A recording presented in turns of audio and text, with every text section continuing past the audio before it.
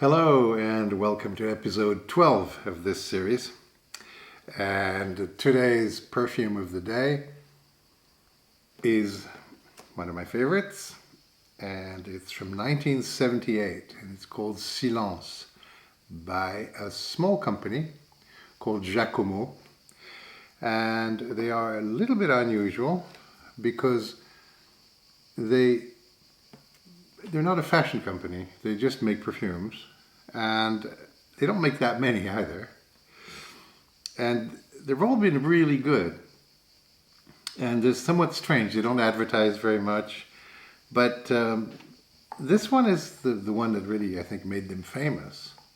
And it is extraordinary because there is a term in perfumery called green, which is a funny term because it's not particularly green, but it's sort of the smell of cut grass, of certain types of tree sap. It's kind of the smell that you get in a flower shop, in a florist. And this one is one of the greenest fragrances ever made, and it contains a large quantity of a resin called galbanum, which is, among other things, an intensely green material. It has lots of other aspects, but it's one of the greenest raw materials you can use. Anyway, I love Silence. I think it's still made. You can probably find it on eBay or places like that. 1978. So today's episode will be about the transition from biology to physics in the work that I've been describing. And it took place partly because of a series of lucky accidents, which I just want to go into for a minute, because science is not just the process of doing the work and publishing and people reading it or not reading it. It's also the result of lucky accidents and encounters between people, etc. So I'll give you a little bit of the story. So what happened was, before the original paper of mine on the vibrational theory, which was published in 1996, one of my students, Alison Baum, got interested in my work because she was studying neuroscience, and she was in contact with me, having tutorials and that sort of thing. At the time, she was working as an assistant to a BBC producer. So in BBC language, producer means director. And she told the producer about my work. And the producer got very interested and amazingly managed to get her boss, the director of science documentaries at the BBC, also interested. And one thing led to another, and suddenly they were shooting a documentary on my work. Now, this is completely remarkable because my work hadn't even been published. So for all they knew, it was complete nonsense. To be fair, they had seen referees' reports, and some of them said, this is terrific, and others said, this is complete trash. So they knew that this was an exciting issue, but also, much more importantly, the mystery of smell is something that interests everybody. So in 1995, the BBC shot a full 50-minute documentary on their flagship series called Horizon, on me and my work, which was, first of all, a tremendous feel-good experience because, you're standing there, they're wiring you up for sound, and everybody's being tremendously nice to you, and you feel like a film star while they're filming, which was for me, and still is, a totally novel feeling. And secondly, we went to strange places, set up the cameras, the lighting. In those days, it wasn't like now. Right now, I'm shooting this on an SLR camera, a Canon. But in those days, it was a real thing. It was a 16mm film. It had a cameraman, a sound guy, and everything, and it was really a big deal. Documentary was broadcast on November 17th, 1995. And 52 minutes later, I'd become famous in a small way. I mean, not famous. These days, people who are really famous have, a billion followers or whatever. But, for me, a perfectly unknown scientist, to suddenly have 1.7, I believe, million people watching an entire program about my work made a huge difference. The first thing that happened was that the president of the university that I was working in, he's called the provost, Derek Roberts, his name was. He sent me a lovely note the next day saying that he'd really enjoyed the program. And then he invited me. He said, "Can you be in my office at this and this time?" And so I went. And Derek Roberts sat opposite me and said, "These are all the professors of physics, mathematics, chemistry, etc. And you are to explain your theory to these people." Then Derek Roberts went around each person saying, "Okay, what are your reactions? What are your questions? What are your objections?" The person that concerned me most from reputation was a professor called Marshall Stoneham, who was a formidable intellect. And his first reaction at this improvised surprise meeting was rather negative. He just said, I just don't see how this can work. I mean, your electrons going in proteins, is going to be a problem with this, is going to be a problem with that. How are you going to do this? How are you going to do that? And basically, although he was extremely polite, you could feel that he really thought that I was wasting his time, and so was the provost. So what happened after a delay of several years was that Marshall Stoneham and his colleague Andrew Horsfield, who became a close friend, got interested in the biology of olfaction as a physics problem. And this is part of a greater movement that's happening all over the world, and which is going to continue, I believe, for the next few decades, of physicists becoming interested in biology, because biology is really the ultimate frontier for physics. It's neither disordered enough that you can treat it as a kind of like a gas, statistical mechanical, nor is it ordered enough like a crystal where you can treat it like a periodic system which simplifies things. It's exactly in the wrong place in the great scheme of physics, and therefore it's a particularly challenging field for physics. So Marshall Stoneham and Andrew Horsfield got together and started doing the calculations on my proposed mechanism. And to their complete surprise, it seemed to actually work. All the objections that Marshall had raised during my talk, plus some others that he'd figured out in the meantime, turned out to be answerable and turned out to be not a big problem. And they published a paper in Physical Review Letters suggesting that the mechanism behind my theory was plausible. It could work. Now this was, first of all, a wonderful thing, because bear in mind, I am a biologist. My knowledge of physics was patchy, I think is the kindest word to describe it. Basically, not even graduate level. And so the fact that these two very, very eminent condensed matter physicists looked at my crazy mechanism and found it to be okay was really a turning point for me. So let's look a little bit more closely at the physics of the electron transfer in the receptors. This slide will now be familiar to you by now. Number 4 is the donor level, and number 5 is the acceptor level.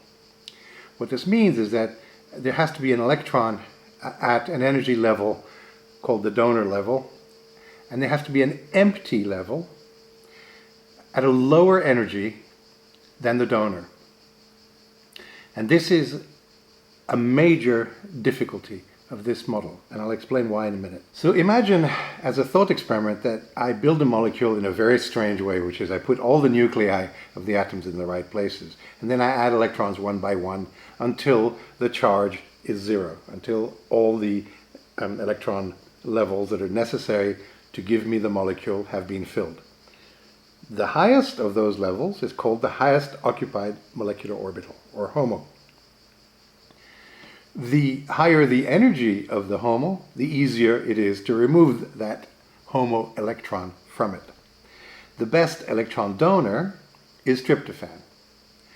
And the reason it's really good is because it's an aromatic amino acid. It has two rings with the electrons delocalized, so that if I remove an electron, well, the other ones move over to cover it, so to speak. So tryptophan is the best electron donor, and its HOMO energy is at minus 5.92 eV with respect to vacuum. Now here's the problem.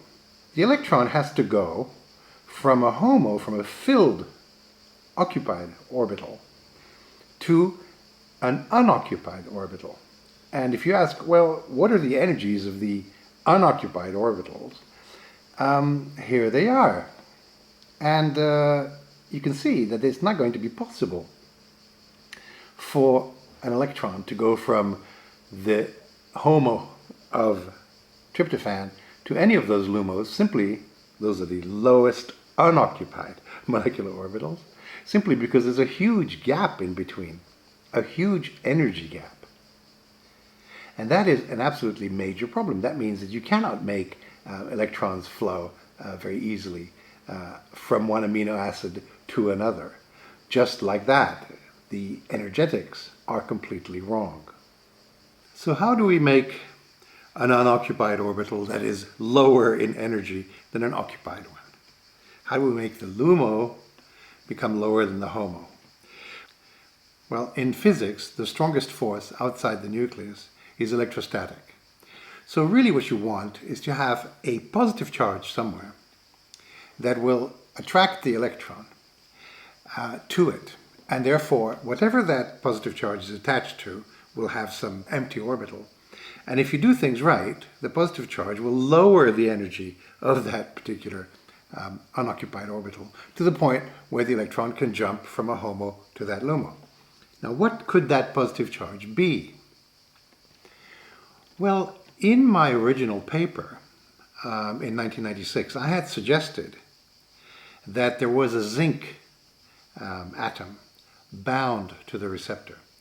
And the reason I had suggested this was that many of the very strong odorants seem to be able to bind to metals. They have the right shape and configuration to bind to a metal. So I thought it is likely that there is a metal in the receptor. What metal? Well, I didn't know, but it is well known that one of the main symptoms of zinc deficiency is loss of the sense of smell. So I suggested it might be zinc. And in fact, I found in the sequence of the protein a candidate zinc binding site. So some years later, some colleagues at the University of Illinois published a paper describing various zinc sites, including mine, and it's shown in this slide. And it turned out that it was very likely that the olfactory receptor was in fact what's called a metalloprotein, meaning a protein that has a metal atom bound to it. So how is that going to help? Well, at the time when I published my paper in '96, I was not particularly concerned with the details of the mechanism. I proposed that zinc was present mostly because it would help bind odorants which were known to be powerful. But then, as we went along, and in particular when I started having a back and forth with Marshall Stoneham and Andrew Horsfield, it suddenly became clear that the zinc could be doing the job of lowering a LUMO to the point where you could get electron transfer. And this was very exciting because if you have zinc, which has a high charge density, it has two positive charges attached to an amino acid, typically histidine, as we'll see, then it turns out that the energy of the histidine LUMO is lowered by a very large amount. And at that point, it becomes possible for a tryptophan to give an electron to the zinc histidine. And that is a very basic requirement of a mechanism, that there should be this relationship of energy. So a metal atom could, in principle, do it. So the idea that came out of all this was that, in fact, the zinc atom was required for the electron transfer, as I've just explained, and that the proposed tunneling site or binding site of the odorant would be somewhere sandwiched between a donor tryptophan and an acceptor histidine bound to zinc. And this slide shows these three elements: the donor tryptophan, the odorant, which is in the middle, and the acceptor, zinc histidine, in their relative configurations. So if you've been following this attentively, you will notice that we have most of the elements that we need to make a spectroscope from a protein, but there's one very important thing still missing, which is the tuning. We want the different types of receptors to be sensitive to different parts of the vibrational spectrum. And therefore, we want the energy gap between the donor and the acceptor to be variable, not within a single receptor. There's no way for a single receptor to somehow scan the spectrum. That just wouldn't work. But you want different receptors to have different gaps. Now, how do you achieve that? The charge on the zinc is 2, effectively 2 plus, only in vacuum. If you immerse the zinc in a medium like water or alcohol or chloroform or any medium, what happens is that the electrostatic charge on the metal atom causes things to reorient around the metal atom in such a way that the charge will be reduced. And that causes a cancellation of the zinc's charge. This is called charge screening. And you can calculate charge screening, and it's quite a big effect on the charge. You basically go from, let's say, a charge of 2 to an effective charge of, let's say, 0.5. The important thing is this: each amino acid side chain is effectively a solvent.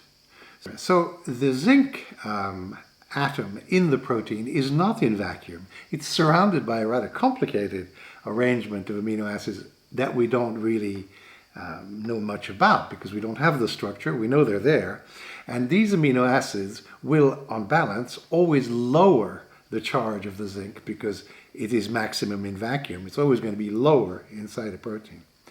So you can calculate very roughly what the effect of this would be on the effective charge of a zinc. But the important thing to remember is that if you lower the effective charge, you're going to reduce the energy jump between the donor and the acceptor. So you're going to bring it down from whatever it starts out as, 1.5 electron volts, down to as you increase the charge cancellation.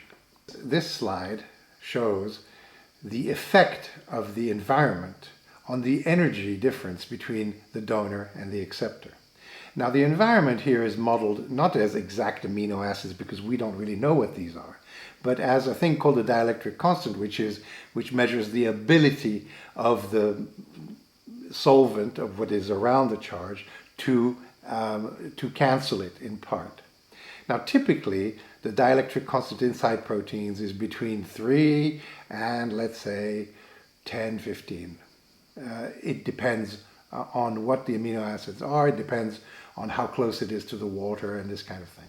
But what's very interesting is that you can see that at around a dielectric constant of 7, between 7 and 10, 7 and 12, the energy difference enters the range of molecular vibrations.